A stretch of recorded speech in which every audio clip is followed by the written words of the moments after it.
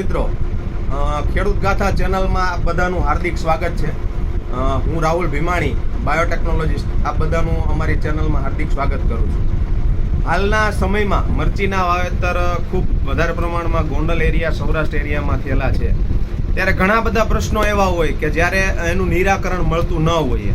દાખલા તરીકે અત્યારે ઉપર પાન કોકડવાટ વળતો હોય, અથવા તો ક્યારેક પાન એકદમ સરસ કૂણું હોય, એમાં કોઈ જીવાતનો ઉપદ્રવ જોવા ન મળતો હોય, છતાં પણ પાન એકદમ વળી જતું હોય, અથવા તો કોકડવાટ મારી જતું હોય, રોપની અવસ્થા હોય કે પછી ફેર રોપણીની અવસ્થા હોય, ત્યારે ઘણી વખત જમીનજન્ય જીવાત અથવા તો જમીનજન્ય નેમેટોડનો ખૂબ એક મહત્વનો ફાળો હોય આપણા પાકને નિષ્ફળ કરવામાં.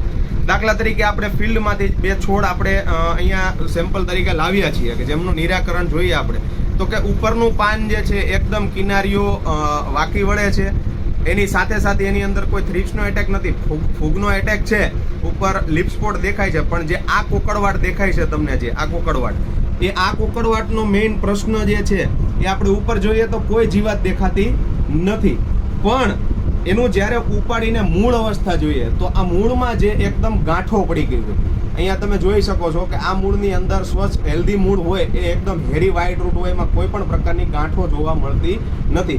પણ ગંઠાઈ ગયેલો જ્યારે તમને છોડ જોવા મળે, ઉપર વિકાસ રૂંધાતો જોવા મળે, કોકડવાટ હોય પણ એમાં જીવાતનો કોકડવાટ હોય, ત્યારે એકવાર ખાસ ખેડૂત મિત્રો, એકવાર છોડને ઉપાડી વ્યવસ્થિત પાણીથી ધોઈ અને તમે મૂળની ચકાસણી કરશો તો મૂળમાં એકદમ ગાંઠો ઝીણી ઝીણી ગાંઠો જોવા મળશે.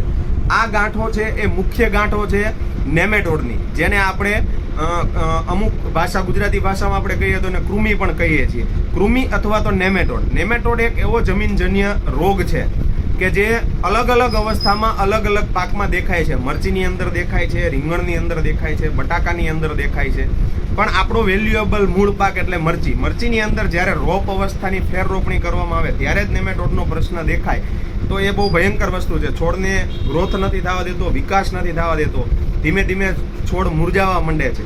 તો આવી અવસ્થામાં ખાસ ખેડૂત મિત્રો, એકવાર વ્યવસ્થિત પાકનું વ્યવસ્થિત નિદાન કરો. નિમેટોડ માટેના અલગ અલગ ઘણા બધા ઉપાયો છે. સૌથી પહેલાં તો મૂળ તમે જે પણ વ્યવસ્થિત જગ્યાએથી ખરીદી કરો છો, તો એ જે છોડ છે અથવા તો રોપ છે, એ રોપની અંદર ખાસ જોઈ લેવાનું નીચે કે જમીનજન્ય નિમેટોડની ગાંઠો તો નથી ને, અથવા તો ગાંઠો હોય તો એનો વ્યવસ્થિત કોઈ પણ ટ્રીટમેન્ટ. નેમેટોડ માટે ઘણી બધી વસ્તુ છે, જેમ કે જૈવિક વસ્તુની અંદર છે સ્કેમાઇડોસ્પોરિયમ છે, પોચોનિયા છે, પછી નેમેટિસાઇડની અંદર ટ્રાઇકોડરમાં પણ એ જે નેમેટિસાઇડ તરીકે બાયોનેમેટિસાઇડ તરીકે કામ કરે છે. એનાથી ઉપર આવીએ તો ઇપીએન, એન્ટોમોપેથેજેનિક નિમેટોડ.